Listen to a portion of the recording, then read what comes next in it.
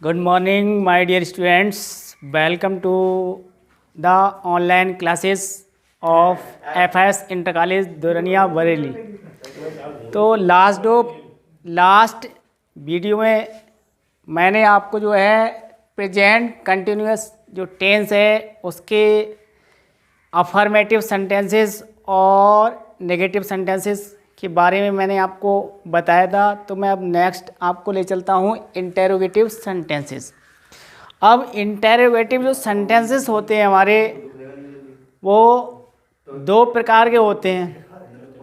एक तो हिंदी जो वाक्य होते हैं वो क्या शब्द से स्टार्ट होते हैं, यानी हिंदी जो वाक्य होगा वो क्या से उसकी शुरुआत होगी, और दूसरे जो वाक्य आते हैं जिनमें क्वेश्चन जो वर्ड होते हैं, यानी जो प्रश्न सूचक जो शब्द होते हैं वो हिंदी वाक्य के बीच में आते हैं। तो जब इस प्रकार के जब वाक्य दिए होते हैं हिंदी वाक्य, तो उनकी किस प्रकार से हम ट्रांसलेट करते हैं तो उसके बारे में मैं आपको बताऊंगा। तो ये एक रोल नोट कर लेना कि जब हिंदी वाक्य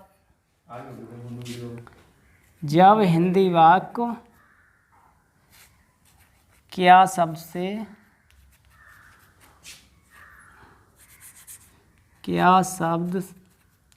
से प्रारंभ हो,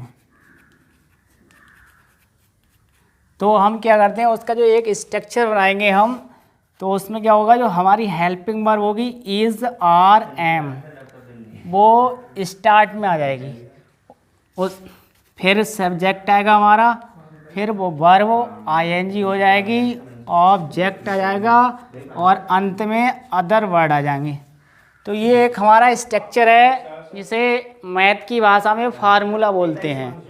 तो ये एक स्ट्रक्चर, ये हमारा बेस बन गया। जो हिंदी वाक्य होगा उसको हम ट्रांसलेट करेंगे इंग्लिश में, तो उसका ये बेस हो गया। इसके बेस पे हम जो है जो हिंदी वाक्य होगा उसकी हम ट्रांसलेट कर देंगे। तो किस प्रकार से करेंगे, जैसे एग्जाम्पल के माध्यम से मैं आपको बता रहा हूँ। क्या चपरासी घंटी बजा रहा है, तो ये हमारा जो है हिंदी वाक्य हुआ। क्या चपरासी घंटी बजा रहा, तो यहाँ पर देखो क्या शब्द प्रारंभ में लगा हुआ है हिंदी वाक्य के, और अंत में जो है क्वेश्चन मार्क लगा हुआ है। तो ये पहचान होती है इंटेरोगेटिव सेंटेंसेस की। तो किस प्रकार इसको इंग्लिश ट्रांसलेट करेंगे, यहाँ पर जो चपरासी है वो सिंगुलर नाउन बन गया यहाँ पर, तो हम लिखेंगे द पियोन। अब इसके अनुसार जो हेल्पिंग वर्ब हमारी वो क्या आएगी, इज आएगी। तो इज द पियोन। अब वर्ब क्या है, बजाना, तो रिंग माने बजाना होता है, तो यहाँ वर्ब में आईएनजी लग जाएगी, रिंगिंग हो जाएगा, और द बेल। तो इस प्रकार से ये जो हिंदी वाक्य था उसकी जो ट्रांसलेट थी वो। तो प्रिय बच्चों, तो नेक्स्ट एग्जाम्पल के माध्यम से मैं आपको बता रहा हूँ। जैसे एग्जाम्पल है यहाँ पर, क्या हम क्रिकेट खेल रहे हैं।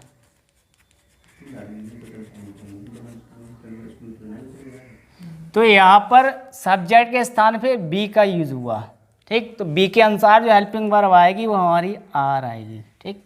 अब वर्ब क्या है हमारी, वर्ब क्या है, यानी प्ले, यानी कि खेलना। तो यहाँ क्या हो जाएगा, प्लेइंग, और ऑब्जेक्ट में जाएगा क्रिकेट।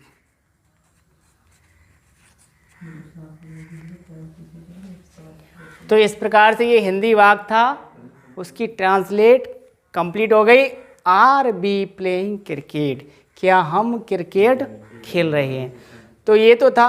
और एक बात प्रिय बच्चों, आप ध्यान रखेंगे कि जब हिंदी वाक्य क्या शब्द से प्रारंभ हो, यानी क्या शब्द से शुरू हो, तो हम जब उसकी इंग्लिश बनाते हैं, उसकी इंग्लिश ट्रांसलेट करते हैं, तो उसकी ट्रांसलेट करते हैं इंग्लिश में, तो हमको जो है क्या शब्द की स्पेलिंग नहीं लगानी, हमको क्या लगाना है, सब्जेक्ट के अनुसार उस टेंस की जो हेल्पिंग वर्ब होगी उससे हमको टेंस को शुरुआत करना है, ठीक। तो नेक्स्ट मैं आपको बता रहा हूँ कि कुछ हमारे हिंदी वाक्य ऐसे होते हैं जिनमें प्रश्न सूचक जो शब्द होते हैं, क्वेश्चन वर्ड, वो वाक्य के बीच में आते हैं। तो उनको किस प्रकार से राइट करेंगे, यानी किस प्रकार से उनकी हम ट्रांसलेट करेंगे, तो प्रिय बच्चों मैं आपको बता रहा हूं। तो प्रिय बच्चों मैं आपको बताने जा रहा हूं कि जब हिंदी वाक्य में क्वेश्चन वर्ड आ जाए तो हमको किस प्रकार उसकी ट्रांसलेट करनी है। तो मैंने यहाँ लिखा है, जब क्वेश्चन वर्ड बीच में आए तो किस बेस पे हम उसकी ट्रांसलेट करेंगे। तो सर्वप्रथम क्या लिखेंगे हम, क्वेश्चन वर्ड, फिर सब्जेक्ट के अनुसार इज आर एम में से किसी एक हेल्पिंग वर्ब को यूज करना है, यानी चूज करना है, फिर उसको यूज करना है। फिर वर्ब आईएनजी, यानी वर्ब का जो फर्स्ट रूप होगा, प्रथम रूप, उसमें हमें आईएनजी लगाना है, ऑब्जेक्ट, और अंत में अदर वर्ड। तो इस प्रकार से मैं एग्जाम्पल के माध्यम से आपको सेटिस्फाई करूंगा। वे इस घर में क्यों रहे हैं। तो ये हमारा हिंदी वाक्य हुआ, यानी वे इस घर में क्यों रह रहे हैं। ठीक, तो यहाँ क्वेश्चन वर्ड क्या हमारा, क्यों। तो क्यों के लिए हम व्हाई का यूज करते हैं। अब सब्जेक्ट देखेंगे हमारा क्या है, वे, तो इसके लिए हम दे का यूज करते हैं, थर्ड पर्सन प्रोनाउन है। अब थर्ड पर्सन प्रोनाउन है, प्लूरल में आता है, कॉमन जेंडर है, तो इसके साथ हम आर का यूज करेंगे। अब वर्ब क्या है, रहना भैया, रहना, किस में रह रहा है, इस घर में। तो यहाँ लिव, लिव के अंत में ई होता है, ई को हटा देते हैं, आईएनजी लगाते हैं। अब इस घर में, तो इन दिस हाउस, इस घर में। तो इस प्रकार से ये ट्रांसलेट कर दिया हिंदी वाक्य, why are they living in this house. Next example मैं आपको लिखकर बता रहा हूं।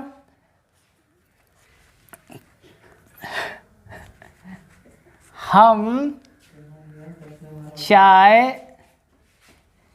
क्यों पी रहे हैं।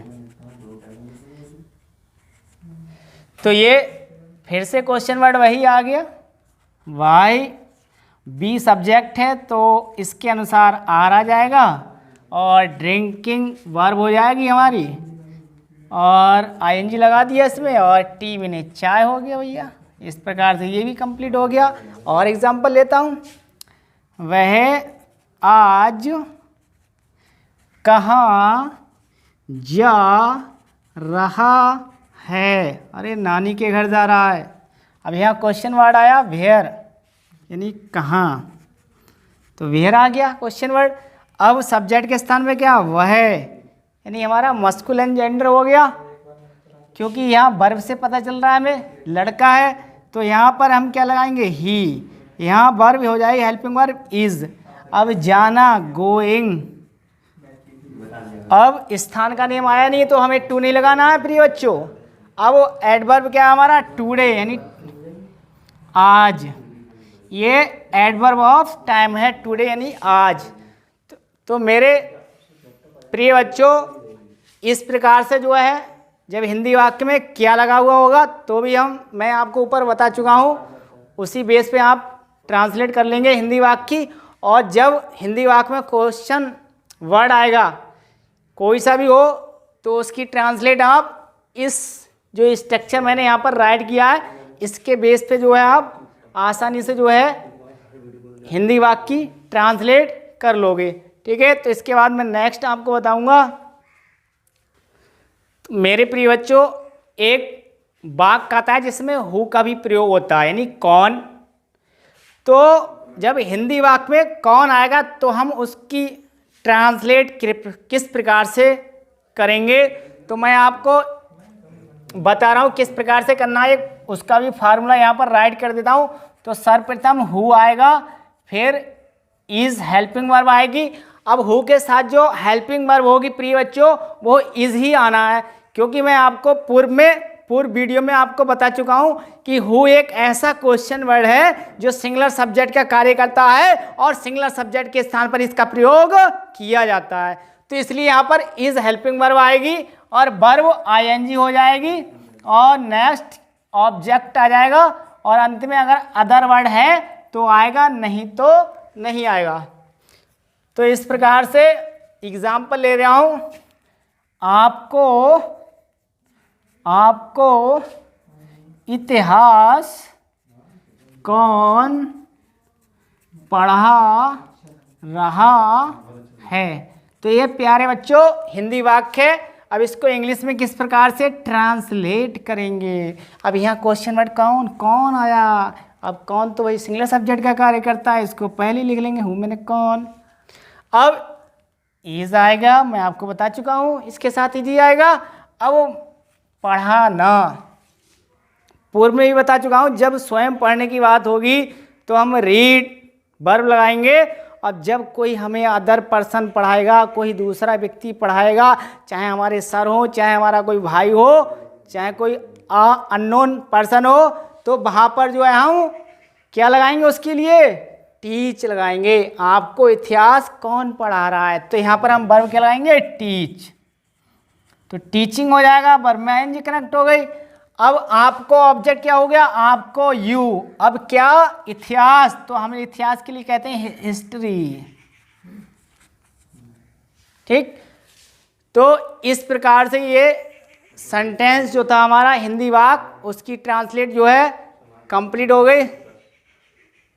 तो मेरे प्रिय बच्चों, अब इसके बाद जो हमारे 4 क्वेश्चन वर्ड ऐसे हैं जिनके बाद हम नाउन का यूज करते हैं, वो आपको प्रेजेंट इंडेफिनिट में भी मैं आपको बता चुका हूँ, फिर से आपको बता रहा हूँ एक बार दोबारा।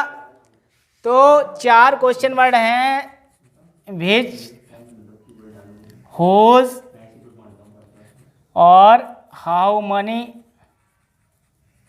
और हाउ मच। ये हमारे 4 क्वेश्चन वर्ड ऐसे हैं जिनके बाद में जो है नाउन शब्द का यूज होता है। फिर इसके बाद क्या होगी, सब्जेक्ट के अनुसार जो है हेल्पिंग वर्ब का यूज करेंगे। उसके बाद सब्जेक्ट है तो आएगा, नहीं है तो नहीं आएगा भैया। अब उसके बाद में वर्ब में आईएनजी कनेक्ट हो जाएगी, जुड़ जाएगी। ऑब्जेक्ट होगा तो आएगा, अदर वर्ड होगा तो आएगा, वरना नहीं आएगा। तो ये स्ट्रक्चर बन गया भैया इन चारों जो क्वेश्चन वर्ड है जिनके बाद नाउन शब्द आता है। अब एग्जाम्पल के माध्यम से मैं आपको बता रहा हूँ। ठीक, मोनिका कितना दूध पी रही है। अरे भैया जितनी उसकी कैपेसिटी होगी उतना तो पिएगी, ज़्यादा नहीं पिएगी, नहीं तो बहुत बड़ा बम विस्फोट हो जाएगा। तो अब मोनिका कितना दूध पी रही है, देखो यहाँ पर कितना आ गया। अब ये भी चीज़ मैं बता चुका हूँ कि हाउ मैनी का यूज जब हम किसी चीज़ को गिन सकते हैं, जिसको हम काउंट कर सकते हैं, चाहे कोई वस्तु हुई चाहे और कोई भी मटेरियल नाउन हुआ, तो वहाँ हाउ मैनी का यूज करेंगे। और जिस वस्तु को, जिस मटेरियल को, जिस पदार्थ को हम यानी मापते हैं लीटर से या किलोग्राम से तौलते हैं, तो वहाँ पर हाउ मच लगाते हैं। तो भैया यहाँ तो दूध की बात आ रही, लीटर से नापता है दूध या, तो यहाँ पर क्या आएगा भैया, हाउ मच। हाउ मच, देखो मिल्क आ गया। इसके बाद में नाउन मैं आपको ऊपर बता चुका हूँ। अब सब्जेक्ट के स्थान पे हमारा पहुँच रहा है भैया मोनिका वो शब्द, तो मोनिका के अनुसार हमें इज लगाना है, फिर मोनिका आ जाएगी। अब वर्ब क्या है भैया, पीना, तो ड्रिंक, तो ड्रिंक में आईएनजी जोड़ देंगे, ड्रिंकिंग हो जाएगा। अदर वर्ड आया ही नहीं है। तो ये इस प्रकार से हमारा जो हिंदी वाक्य था उसकी ट्रांसलेट कंप्लीट हो गई। चलते हैं नेक्स्ट सेंटेंस पे। मेरे प्रिय बच्चों, देखो मेरी मिसेज ने आज फ़ोन किया कि आप आज कक्षा में कितने बच्चों को पढ़ा रहे हो, तो वही आप वाक्य में राइट कर रहा हूँ। देखो, आप आज कक्षा में कितने बच्चों को पढ़ा रहे हो। अब यहाँ देखना है, यहाँ पर आया कितने शब्द, कितने शब्द आया लिख के, तो यहाँ पर कितने के लिए, क्योंकि अब नाउन शब्द क्या है, बच्चों, इसको तो हम काउंट कर सकते हैं, गिन सकते हैं क्लास में कितने स्टूडेंट्स हैं या कितने बच्चे हैं।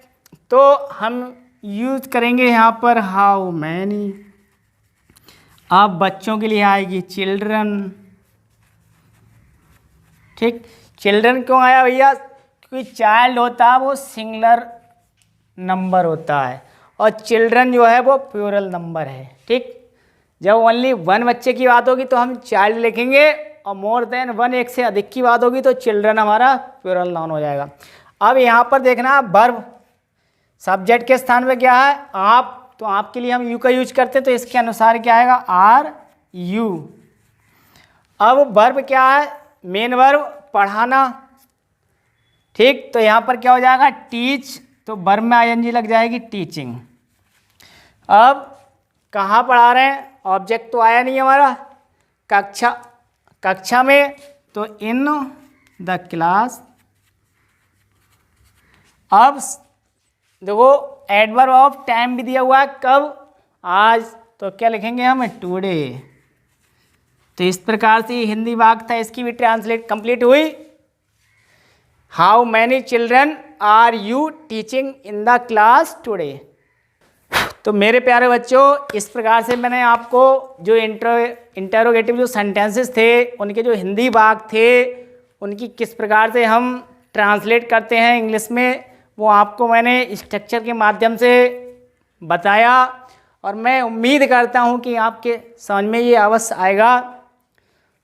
तो यदि आपको मेरा ये लेक्चर नंबर 7 था, अगर अच्छा लगे तो ज़्यादा से ज़्यादा भैया अपने आप लाइक करना और अपने दोस्तों के साथ जो है इसको शेयर करना ज़्यादा से ज़्यादा, ताकि मेरा और मेरे स्कूल का नाम जो है फैले, यानी उसका विस्तार हो। थैंक्स, मिलते हैं नेक्स्ट वीडियो में, तब तक के लिए बाय बाय, जय हिंद, जय भारत।